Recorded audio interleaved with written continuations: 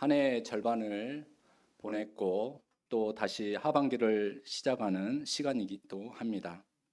하나님께서 전반기에 우리를 어떻게 인도하셨는지 다시 한번 기억하고 또 감사드리며 앞으로의 주실 은혜를 기대하면서 주님을 찬양하는 귀한 예배의 자리가 되시기를 바랍니다. 우리가 살아가는 시간은 생각보다 빠릅니다. 그렇죠?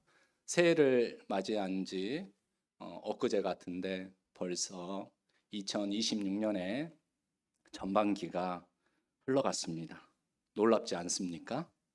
그러나 이 같은 물리적인 시간을 살면서도 우리 각자는 다른 모양과 또 다른 중심을 가지고 살아왔고 또 앞으로도 살아갈 것입니다.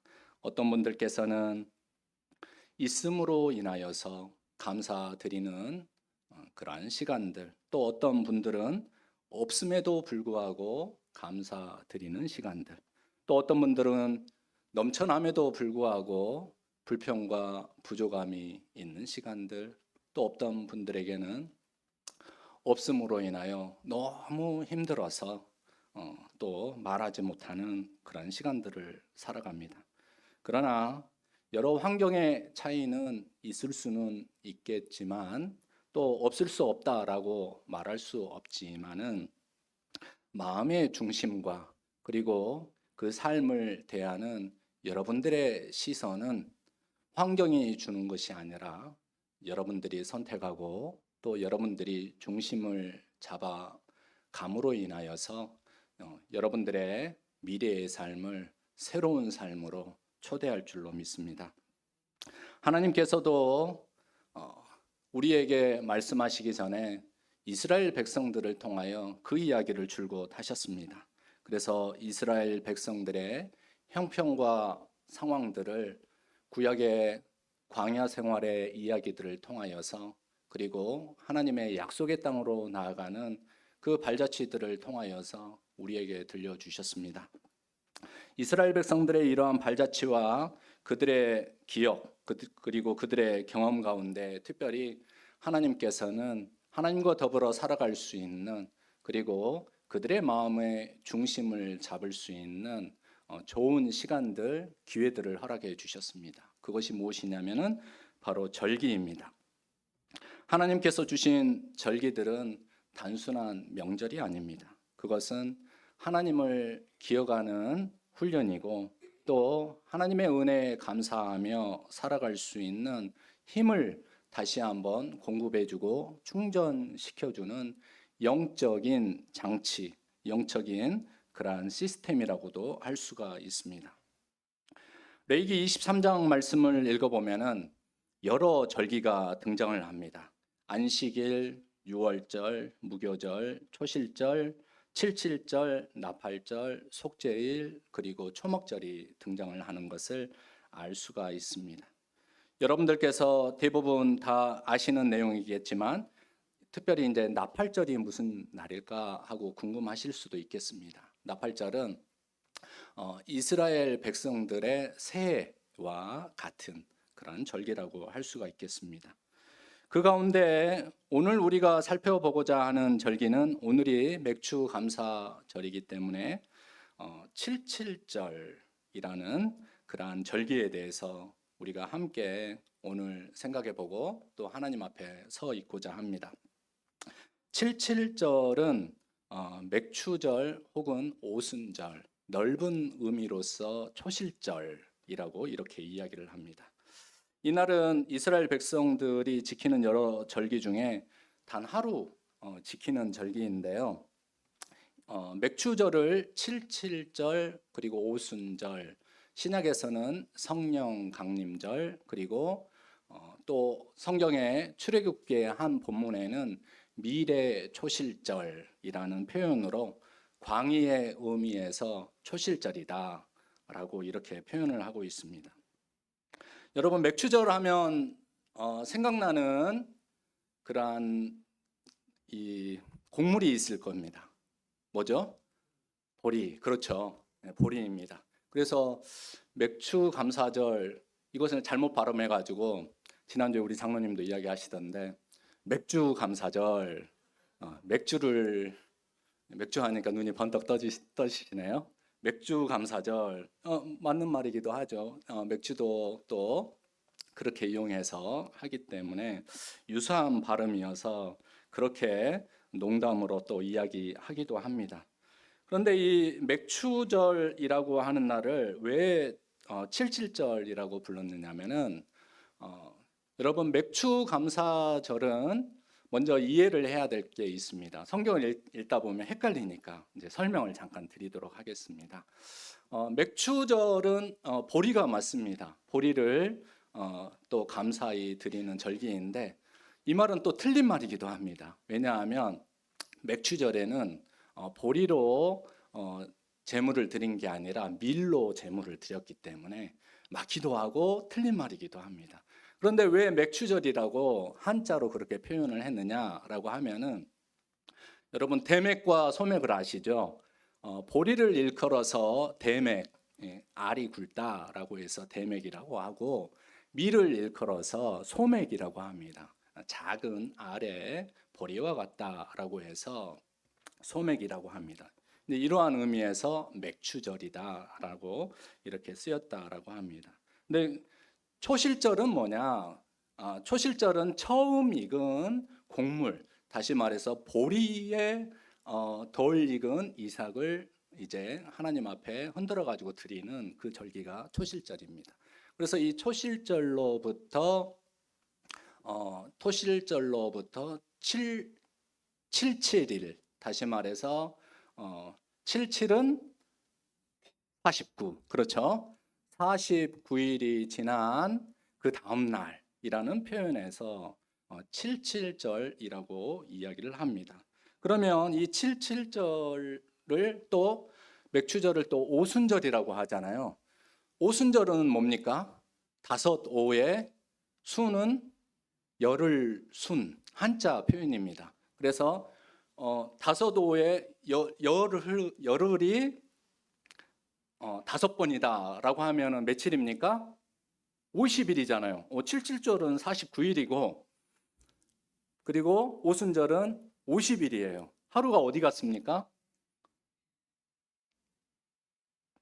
다르잖아요. 그렇죠? 근데 성경에 보니까 우리가 읽은 본문 말씀에도 표현이 되어 있는데 일곱 안식일 이튿날까지 합하여 50일을 계수하여 이런 표현이 있습니다.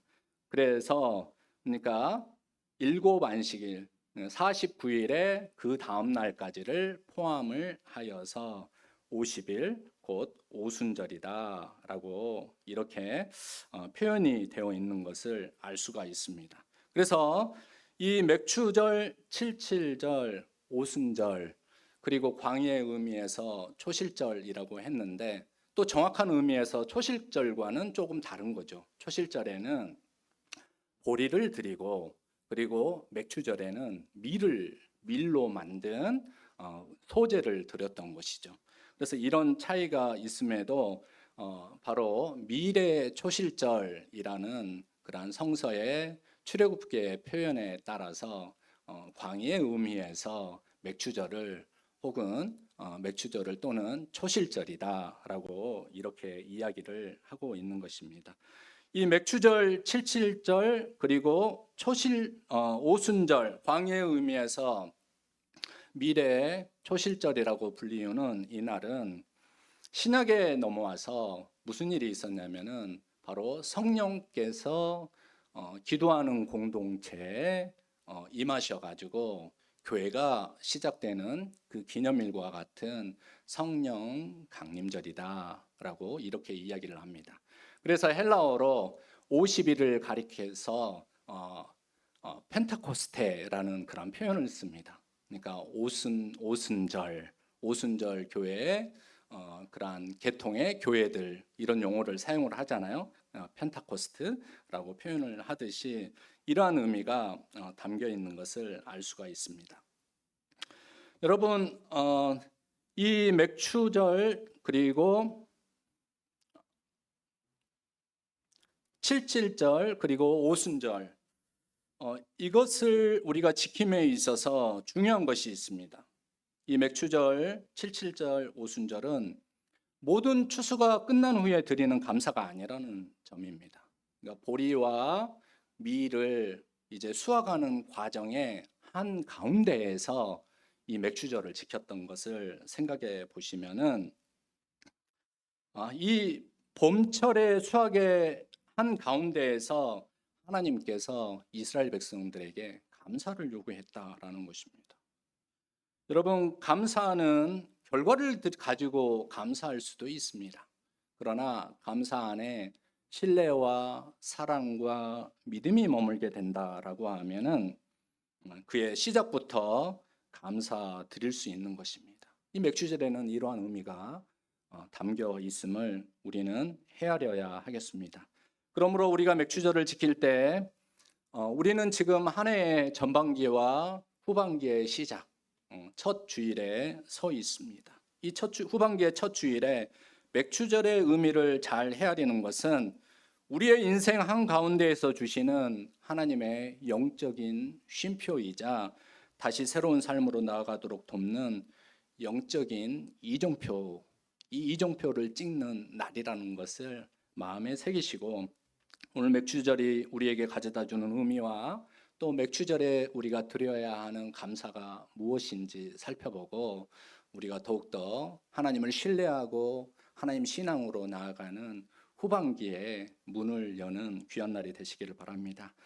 첫째로 먼저 맥주절은 10절과 11절 말씀을 읽어보니까 이러한 말씀이 있습니다. 이스라엘 자손에게 말하여 이르라, 너희는 내가 너희에게 주는 땅에 들어가서 너희의 곡물을 거둘 때에 너희의 곡물의 첫 이삭 한 단을 제사장에게로 가져갈 것이요, 제사장은 너희를 위하여 그 단을 여호와 앞에 기쁘게 받으심이 되도록 흔들되 안식일 이튿날에 흔들 것이며 라는 말씀이 있습니다. 다시 말해서 맥추절은 하나님을 고백하는 시간입니다. 그리고 하나님의 은혜를 세어보는 시간이기도 합니다. 특별히 하나님을 고백한다라고 하는 것은 그 당시에 맥추절을 지키는 그 당시에 바로 농경 문화의 신이었던 바알을 기쁘게 하려고 하는 사람들이 있었습니다. 그리고 바알 신은 농경의 신이었기 때문에 해와 비와 바람을 다루는 신이었기 때문에 이 신에게 곡물을 드리려고 하였던 가나안 땅의 전통 풍습 앞에 이스라엘 백성들이 서 있었습니다. 그런데 이것을 바알에게 드리지 아니하고 하나님께 드린다라고 하는 것은 자신에게 땅을 주시고 수확해 하시고 자신을 살게 하시는 분이 누구냐? 바로 여호와 하나님이시다라고 하는 그러한 신앙 고백이 이 이스라엘 백성들에게 있었던 것입니다. 여러분, 우리는 농경 문화에 지금 이렇게 살지는 않습니다. 그러나 우리가 도시 문화 가운데 또 산업 사회 가운데 살아가고 있지만 우리는 우리의 삶의 현장 한가운데에서 우리를 지탱해 주시고 우리에게 생명과 삶의 풍요로움을 주시는 분이 누구이신가? 그분께 우리의 찬양과 우리의 마음을 드려야 한다라는 것을 이 맥주절에 다시 한번 우리가 생각해보고, 또 우리가 드리는 모든 표현들이, 감사의 표현들이 바로 하나님이 우리의 삶을 지탱해 주시고 하나님이 우리의 시작입니다라는 것을 고백하고 확신하는 그러한 시간이 되어야 합니다. 그리고 그 하나님께서 이스라엘 백성에게 맥추절을 어떻게 준비해야 할지 우리가 읽은 본문 말씀을 통해서 이렇게 말씀하셨습니다. 우리 15절, 16절 말씀 함께 읽어보시겠습니다.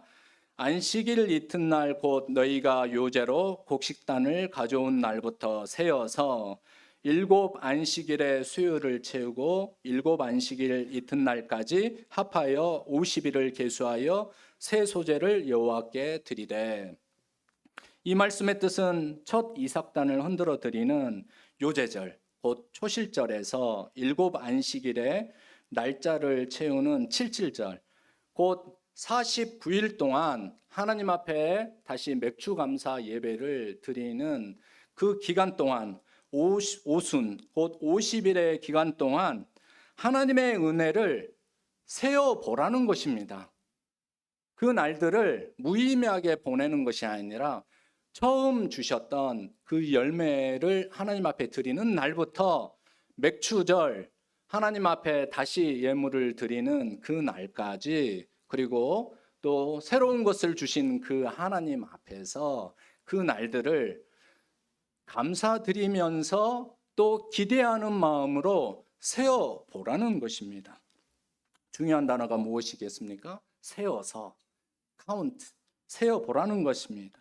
하나님은 그 날을 잊어먹고 기다리라는 것이 아니라 무의미하게 보내라라고 하는 것이 아니라 그 날이 오기까지 세어 보라. 단순한 시간을 계산할 것이 아니라 그냥 그 절기가 끝났으니까 그 다음 절기까지 무의미하게 보내는 것이 아니라 하나님의 은혜를 계산해 보라. 나날이 셈하며 하나님의 은혜를 기억하고 기대하라 라는 이러한 의미를 우리에게 알려주고 있습니다. 이스라엘 백성들은 첫 이삭을 드린 초실절 이후 50일 동안 매일 하나님의 손길을 경험하였습니다. 비를 주시고 햇볕을 주시고 또 바람을 조절하시고 곡물을 자라나게 하신 하나님, 이렇게 힘들게 지어놓은 곡물들을 혹여라도 다른 이방 민족의 침략으로 인하여서 빼앗겨 가버린다면 어떻게 감사드릴 수 있겠습니까? 하지만 이 모든 것들을 지켜주시고 또 하나님 앞에 감사드릴 수 있는 그러한 시간들을 이제 기대하면서 세워가라는 것입니다. 그들에게 이 시간들은 물리적인 시간이 아니라 바로 은혜의 시간들로, 특별한 시간들로 변화되었던 것입니다. 여러분, 우리의 삶도 마찬가지입니다. 상반기를 돌아보면서 물리적인 시간들만 생각하고 계십니까? 아닙니다. 우리에게 건강을 허락하여 주시고 삶을 허락하여 주시고 또 어려운 가운데에서도 우리의 마음을 지켜주시고 가정을 보호해 주시고 자녀들의 길 앞에 놓인 여러 가지 장애물들이 있지만 이런 것들을 지혜롭게 피해가고 또 넘어설 수 있는 힘을 공급해 주시고 일터를 지켜주시고 일터 안에 일어나는 여러 가지 상황들과 그리고 또 외부의 환경적인 위협의 요인들로부터 지켜주신 하나님, 그리고 매주 우리를 하나님께서 이 예배의 자리로 초대해 주신 그 은혜들을 우리가 꼽아 보아야 한다라는 것입니다. 여러분, 여호와께서 여기까지 우리를 도우셨다. 누구의 고백입니까? 사무엘의 고백이자 또한 이스라엘 백성들의 고백, 에베네셀 하나님을 향한 고백이었습니다. 맥추 감사절은 이렇게 우리 삶의 중간에 한 가운데에서 에베네셀의 돌을 세우는 날입니다. 여러분 집에 돌아가실 때 에베네셀의 돌을 찾아가지고 여러분의 집으로 돌아가서 여러분 잘 보이는 테이블 위에 한번 놓아두시기를 바랍니다. 그 돌을 보시면서 에베네셀 하나님을 생각해 보는 것도 좋을 것 같습니다. 기쁠 때나 슬펐을 때나 좋았을 때나 힘들었을 때 하나님의 은혜를 세어보는 것이 곧 우리의 힘입니다. 둘째로 맥추 감사절에 우리가 드릴 수 있는 감사는 삶 전체를 하나님께 드리는 예배여야 합니다. 여러분, 맥추절에 우리가 오늘 본 말씀을 읽어보니까 절차가 까다롭습니다. 우리에게 생소한 절차들이 있습니다. 아니, 하나님 앞에 그냥 감사하면 되지. 그런데 하나님 앞에 드리는 예물을 보니까 소제도 있고 또 번제물도 있고 그리고 속죄제물도 있고 화목제물도 드려진 것을 알 수가 있습니다. 성경에 보면 초실절과 맥추절에 드려지는 예물을 비교해 보면은 초실절에는 이 소제와 번제물 이것만 있는 것을 알 수가 있습니다. 거기에 속죄 제물이 빠져 있는 것을 확인을 할 수가 있습니다. 그러니까 맥추절에 드려지는 제물의 의미가 있다라는 이야기이겠죠. 그것은 다시 말해서 하나님 앞에 감사 자리로 나올 때 그냥 오는 것이 아니라는 것입니다. 하나님의 은혜를 세워서 왔으므로 세워서 온 그 은혜를 정성스럽게 준비해라 라는 의미이기도 합니다. 16절 하반절에서 17절 말씀을 보면은 새 소재를, 여기서 소재라는 것은 곡식 예물을 이야기합니다.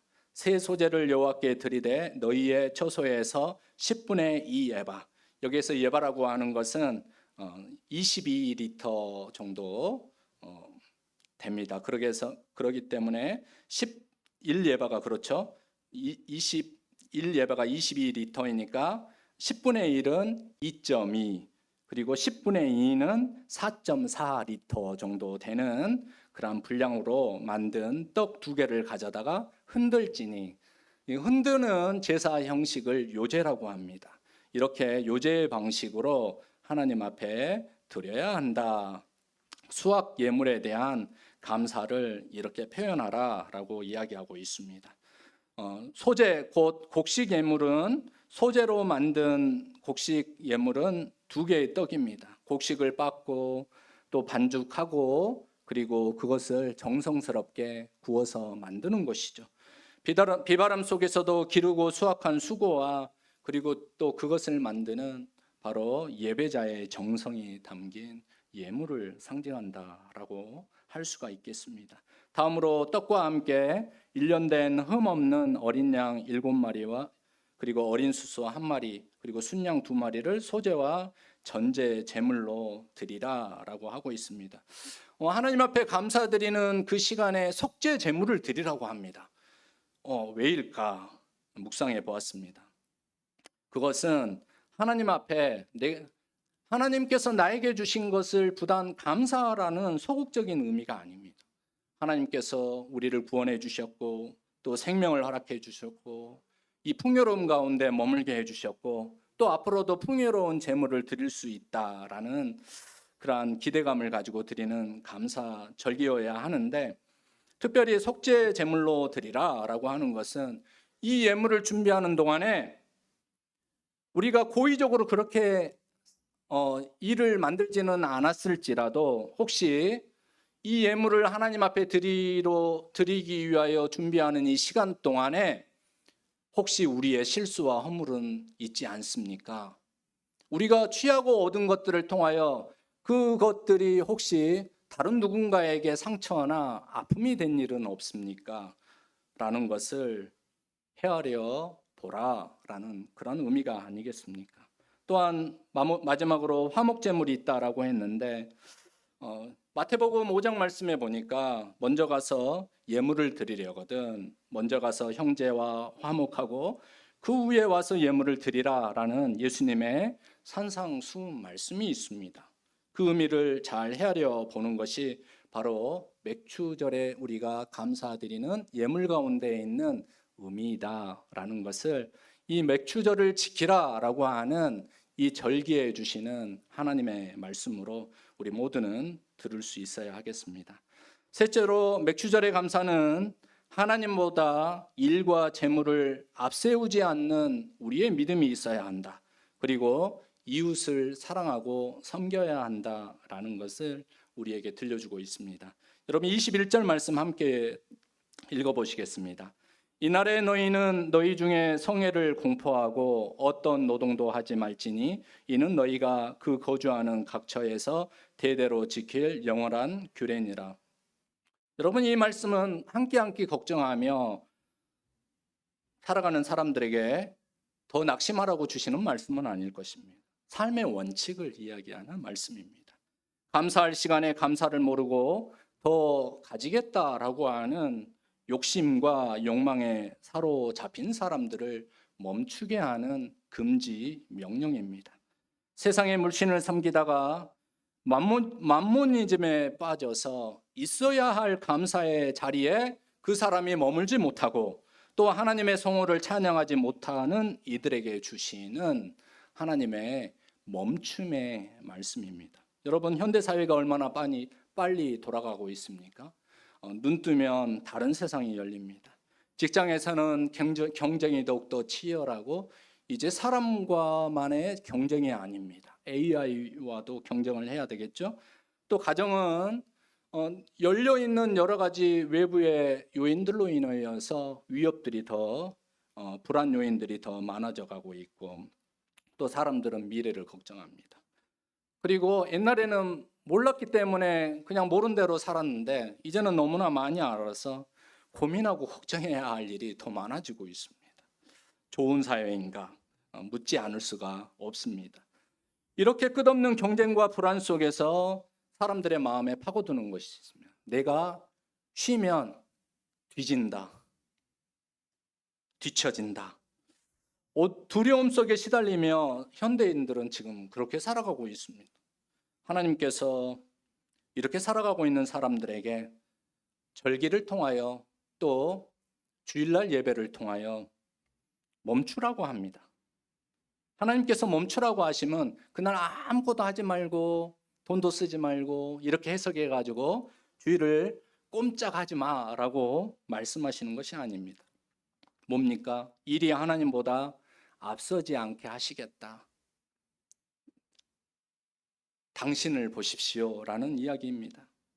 생업에서 손대라고 오해하시면 곤란합니다.